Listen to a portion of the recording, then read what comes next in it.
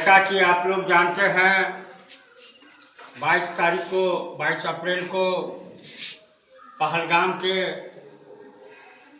दिसरैन घाटी एक जगह है, वहाँ पर में 28 आदमी की हत्या हो गई।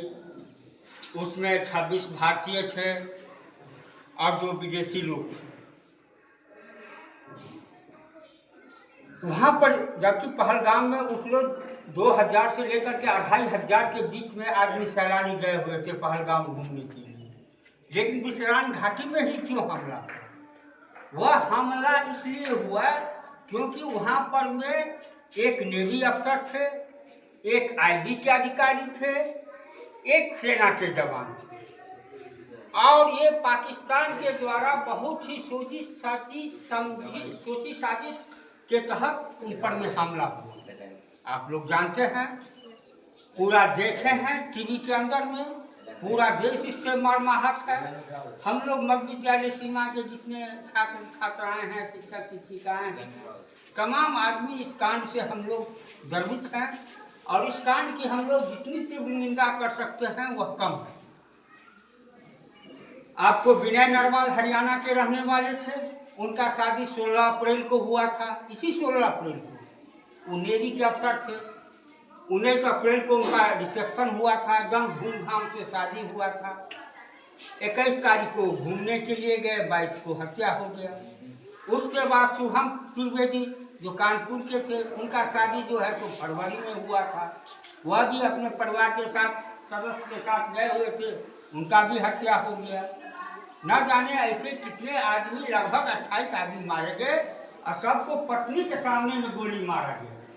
पत्नी के सामने में गोली मारा गया, और जब पत्नियों ने कहा कि हमें भी गोली मार दीजिए, तो उन आतंकवादियों ने कहा कि जाइए आप लोग मोदी जी से कहिएगा, इसीलिए आप लोगों को हम लोग जिंदा छोड़ रहे हैं।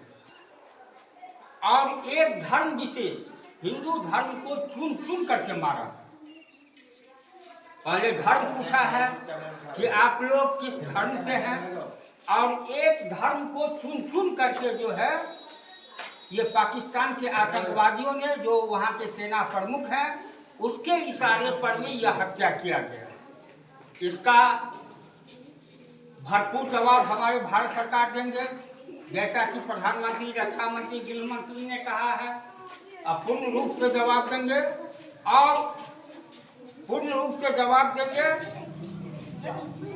पूर्ण रूप से जवाब देंगे, और पूर्ण रूप से जवाब देंगे। साथ ही आप लोग जानते हैं कि एकदम पूरा भारत की जो सेना है, वह सेना जो है तो हर हमेशा आपके लिए हर हमेशा तैयार रखते हैं। इसके पहले भी हमारे पुलवामा में 40 को जवान शहीद हुए थे, उसी कश्मीर के अंदर में, जिसमें उनके लाश चिथड़े उड़ गए, उनको भी हम लोग याद करते हैं।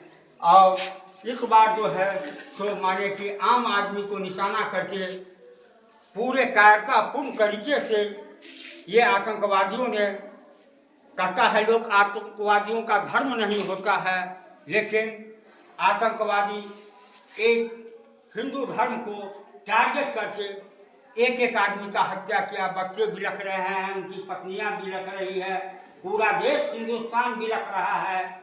जिस घर में किसी का मौत हो जाता है, उस घर में मातम का माहौल रहता है। अभी पूरे हिंदुस्तान में जो है तो मातम का माहौल है, और पूरे हिंदुस्तान के अंदर में जो है तो पूरे हिंदुस्तान के अंदर में जो है, पूरे हिंदुस्तान के अंदर में मातम का माहौल है, पूरे हिंदुस्तान के अंदर में मातम का माहौल है। और पूरा हिंदुस्तान इससे जो है, वहाँ के जो स्थानीय कारोबारी हैं, जो काम करने वाले हैं, उनके भी रोजी रोटी पर में संकट पड़ गया है, क्योंकि उनको भी जो है तो इससे कमाई का जरिया होता था। जो 100% जो है तो होटल वहाँ पर फूल थे, 95% आदमी वहाँ पर में छोड़ दिए हैं, किसी तरीके से कर रहे हैं कि हमको यहाँ से जाना है। माने अपने देश में भी हम लोग सुरक्षित नहीं हैं। इस तरीका का जो है तो आतंकवादियों के द्वारा जो है तो भावना भड़काया जा रहा है, लेकिन हिंदुस्तान जो है तो झुकने वाला नहीं। हिंदुस्तान झुकने वाला नहीं है, हिंदुस्तान कभी नहीं झुकेगा। और इन गैर आतंकवादियों सहित इसके जो आका है पाकिस्तान में बैठे हुए सेना प्रमुख, उसको भी भारत सरकार करार देगा, ऐसा हम लोग आशा करते हैं। साथ ही आप लोगों से आग्रह रहेगा कि जो आदमी इस गोलीकांड में मारे गए हैं उनके याद में हम लोग 2 मिनट का मौन धारण करेंगे।